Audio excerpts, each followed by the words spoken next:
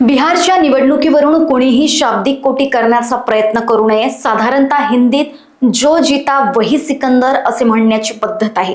जर वाद घालण्याचा प्रयत्न केला तर त्याचे नुकसान भारतीय जनता पक्ष किंवा एनडीएचे नाही तर स्वतः विरोधकांचेच आहे। बिहारच्या निवडणुकीनंतर अशी परिस्थिती का आली याचे आत्मचिंतन करण्याची वेळ काँग्रेसवर आली आहे, असं खोचक वक्तव्य आमदार सुधीर मुनगंटीवार यांनी केलंय। असं शाब्दिक कोटी करण्याचं काहीच कारण नाही। बिहारमध्ये विजय प्राप्त झाल्यानंतर साधारणतः असं म्हणण्याची पद्धत आहे की जो जीता वो सिकंदर।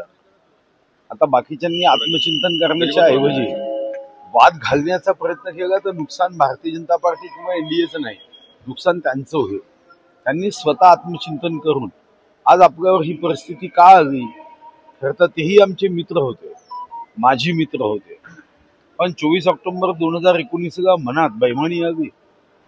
आम्ही सोबत 161 विधानसभा जिंकल्या होत्या आणि कारण नसताना मुख्यमंत्री होण्याच्या मोहापोटी आज त्यांना महाविकास आघाडीत जावं लागलं।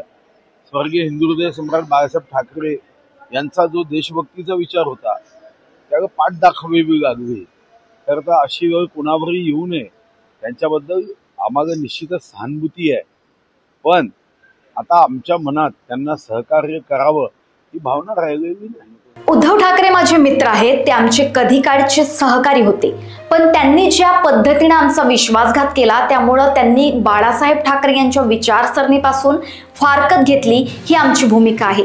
काँग्रेसचा विचार आणि शिवसेनेचा विचार यात कधीही समानता नव्हती, फक्त मुख्यमंत्री पदासाठी ते एकत्र आले होते आणि शेवटी व्हायचे तेच झालं, असं देखील सुधीर मुनगंटीवार म्हणाले। शेवटी ते विचारामध्ये कधीच एकत्र नव्हते। काँग्रेसचा विचार आणि स्वर्गीय हिंदुहृदय सम्राट बाळासाहेब ठाकरे यांचा विचार त्याच्यामध्ये कुठेही समानता नव्हती, साम्य नव्हतं। फक्त मुख्यमंत्री पदासाठी ते एक आले आणि शेवटी जे व्हायचं ते झालं।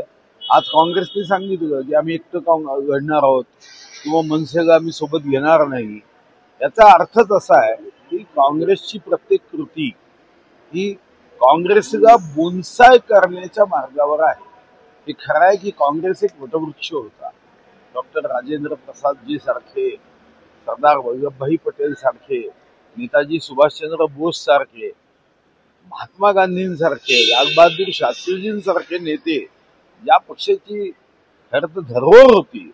आज त्या पक्षामध्ये बोनसाय व्हायची वेळ त्यांच्यावर आली आहे आणि फार वर्षापूर्वी काँग्रेस नावाचा एक राजकीय पक्ष होता असं म्हणण्याची वेळ त्यांनी स्वतःवर तरी आणू नये। उमेदवारी अर्ज भरण्याचा आजचा शेवटचा दिवस आहे। विदर्भात भाजप बऱ्याच ठिकाणी सोबळावर निवडणूक लढते। युती किंवा महायुती जरी असली तरी स्थानिक स्वराज्य संस्थेमध्ये हे आजच नाहीये। मी 1996 मध्ये प्रदेशाचा जनरल सेक्रेटरी म्हणून काम केलं। तुम्ही बघितलं असेल की 95 ते 99 जेव्हा या निवडणुका झाल्या तेव्हा ही युती झाली नव्हती। स्थानिक स्वराज्य संस्थेमध्ये 2014 ते 2019 आमची युतीची सरकार होतं। तुम्हाला आठवत असेल कल्याण डोंबिवलीमध्ये आम्ही एकमेकाच्या विरुद्ध निवडणूक लढवली। त्यांच्या 52 जागा निवडून आल्या, आमच्या 42 जागा निवडून आल्या। मुंबईमध्ये त्यांच्या 84 आल्या, आमच्या 82 निवडून आल्या। तर मला वाटतं की साधारणतः स्थानिक स्वराज्य संस्थेमध्ये स्थानिक कार्यकर्ते यावर निर्णय करत असतात, कुठे युती होते कुठे होत। मुंबई महानगरपालिकेत कशी एकत्र लढणार आहात काय? नाही, साधारणतः या बाबतीत माननीय मुख्यमंत्री देवेंद्र फडणवीस साहेबांनी अतिशय ठासून सांगितलं आहे की मुंबईमध्ये आम्ही महायुती म्हणून निवडणूक लढवू आणि महापौर महायुतीचा असेलच हे जे ठासून सांगितलं। स्वतः मुख्यमंत्री असं म्हणाले की या राज्याचा मुख्यमंत्री म्हणून भाजपचा पहिल्या नंबरचा नेता म्हणून मी हे ठासून सांगतोय। तर मला वाटतं अजून पुन्हा याच्यावर कोणी माहिती द्यायची आवश्यकता नाही। बिहारला तुम्ही जाऊन आले, बरेच प्रचार सभांमध्ये होते। काँग्रेसनं मुंबईत एकट्यानं लढण्याची घोषणा केली, याचा अर्थ काँग्रेसची प्रत्येक कृती ही स्वतःला संकुचित करण्याचा प्रयत्न करणारी आहे। आता आमच्या मनात उद्धव ठाकरे यांना मदत करण्याची कोणतीही सहानुभूती उरलेली नाही। काँग्रेस कधी वटवृक्ष होता त्यावर बोनसाय होण्याची वेळ आली। काही काळापूर्वी काँग्रेस नावाचा एक पक्ष होता असे म्हणण्याची वेळ काँग्रेसनं स्वतःवर ओढावून घेतली आहे, असं मुनगंटीवार म्हणाले। आजपर्यंत काँग्रेस किंवा त्यांच्या समविचारी पक्षांनी जातीचं राजकारण, विकासाचं राजकारण केलं नाही. म्हणूनच काँग्रेस 52 वर्ष सत्ता असतानाही एक एम्स काँग्रेस काढू शकतो. आयुष्यमान भारत योजना त्यांनाही करता आली असते. एखादा दुखादी वानगी दाखल योजना त्यांनी केली, मी असं म्हणणार नाही की त्यांनी योजनाच केली नाही, पण देशाला आवश्यक असणाऱ्या बाबींवर त्यांनी कधीच लक्ष दिलं नाही. आणि त्याचा परिणाम आपल्या देशामध्ये कधी हे स्वप्नच नव्हतं $5 ट्रिलियन इकॉनॉमीचं. देशामध्ये कधी इतक्या मोठ्या प्रमाणावरचे नॅशनल हायवे हा विचारच केला गेला नाही. पंतप्रधान सडक योजना या योजनेचा विचारच केला गेला नाही. शिक्षणाच्या बाबतीत सर्व शिक्षा अभियान असेल किंवा आरोग्याच्या बाबतीत योजना असेल, कधीच काँग्रेसने विचार केला नाही. काँग्रेसचं एकच काम होतं, जातीचं राजकारण करा, जाती जातीमध्ये द्वेष वाढवा, संघाला जातीयवादी म्हणून हिनवा, भारतीय जनता पार्टीला जातीयवादी म्हणून हिनवा आणि आपल्या सत्तेचा जो सत्ता प्राप्त करण्यासाठी काम करा. पण आज आता काँग्रेसवर कोणाचा विश्वास राहिला. स्थानिक स्वराज्य संस्थांच्या निवडणुकीत स्थानिक परिस्थिती आणि स्थानिक नेतृत्वाच्या चर्चेतून योग्य निर्णय घ्यावे लागतात. 1996 मध्ये आमचे सहकार असतानाही आम्ही कल्याण डोंबिवलीमध्ये वेगवेगळे लढलो होतो. मुख्यमंत्री देवेंद्र फडणवीस यांनी सांगितलंय की मुंबईत आम्ही महायुती म्हणून लढणार आहोत, त्यामुळं त्यांनी सांगितल्यानंतर त्यावर पुढे काही बोलण्याची गरज नाही, असं स्पष्ट मत सुधीर मुनगंटीवार यांनी व्यक्त केलंय. स्वर्गीय हिंदुहृदय सम्राट बाळासाहेब ठाकरे यांच्या विचाराची उंची हिमालयापेक्षा मोठी आहे. आमच्या सर्वांच्या हृदयामध्ये त्यांचं एक खूप आदराचं स्थान आहे. त्यांचा विचार या देशाला जातीपातीच्या बाहेर जाऊन निश्चितपणे देशभक्तीचा विचार होता, ज्याला आपण वैचारिक निखारा म्हणतो, विचार मशाल म्हणतो, अशी ती विचार होती. आज तो एकनाथ शिंदे साहेबांनी तो धारण केलाय आणि आम्हाला आनंद आहे की अजूनही स्वर्गीय हिंदुहृदय सम्राट बाळासाहेब ठाकरेंचा विचार हा भारतीय जनता पार्टी सोबत या महायुतीमध्ये आहे. नाही, नसबंदी हा एक तोडगा आहे. नसबंदी करणे किंवा बिबट सफारीमध्ये एक मोठ्या क्षेत्रामध्ये बंदिस्त भागामध्ये बिबट तिथं सोडणे.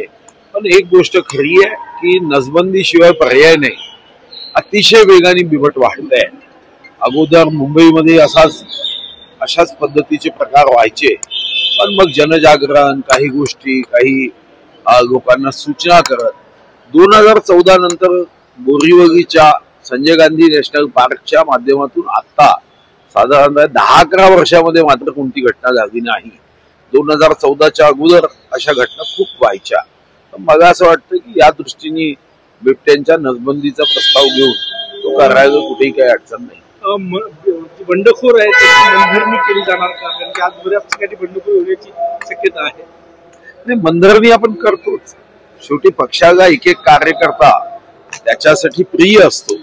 कोणत्याही पक्षामध्ये सब चलता है असं म्हणून कार्यकर्त्याकडे दुर्लक्ष केलं ते एक दिवस त्या पक्षाची काँग्रेस झाल्याशिवाय राहत नाही. कार्यकर्ता त्या पक्षाचा आत्मा आहे, म्हणून समजवण्याचा प्रयत्न केला पाहिजे. शेवटी आपलेच लोक आहे. नाही, मग माहिती नाही, नाटक 50 रुपयातही पाहता येतं, 25 रुपयातही पाहता येतं, कुठं आपण फुकटही पाहू शकतो. त्याच्यामुळे त्या ठिकाणी प्रेक्षक किती आहेत आणि नाटक निर्माण करण्याचा खर्च किती आहे यावर तिकीटचा दर ठरत असतो. तो 50 रुपये की 100 रुपये हे मात्र त्या निर्मात्यावर अवलंबून आहे. मला एक गोष्ट माहिती आहे की या संदर्भातला आम्ही कायदाही प्रस्तावित केला की गडकिल्ल्यांवर जर कोणी दारू पित असेल तर सामान्य दारू सार्वजनिक जागेवर पिण्याच्या संदर्भातला कायदा लागू न होता त्यावर जास्त कडक कायदा व्हावा. मला वाटतं की तो प्रस्तावित कायदा होता.